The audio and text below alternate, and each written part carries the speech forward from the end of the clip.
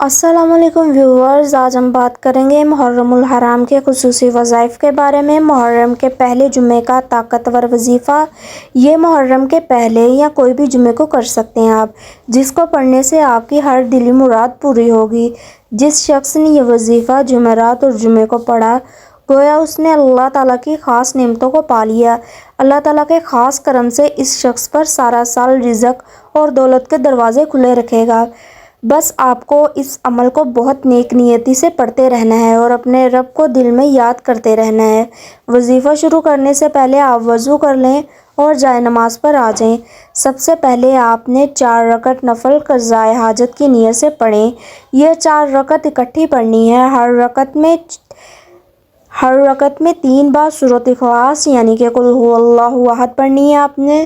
دوسرے نمبر پر آپ نے 1 بار سورۃ فلق پڑھنی ہے یعنی کہ قل اعوذ برب الفلق، یہ والی۔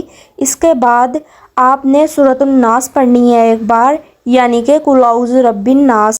سلام پھیرنے کے بعد اپنے دونوں ہاتھ کو اللہ تعالیٰ کی بارگاہ میں اٹھائیے اور وظیفے کا آغاز بسم اللہ سے شروع کریے۔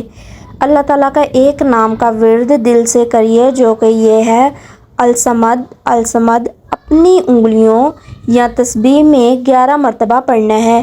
پڑھنے کے بعد درود شریف پڑھنا ہے اور آخر میں سورۃ فاتحہ پڑھیے یعنی کہ الحمدللہ رب العالمین۔ قرآن پاک کی پہلی آیت بنتی ہے۔ آپ جس خاص مقصد کے لیے دعا کریں گے انشاءاللہ پوری ہوگی۔ اللہ تعالیٰ کبھی بھی نیک دعاؤں کو رد نہیں کرتا ہے۔ دعاؤں میں یاد رکھیے گا اور کمنٹ میں اظہار ضرور فرمائیے گا۔ شکریہ۔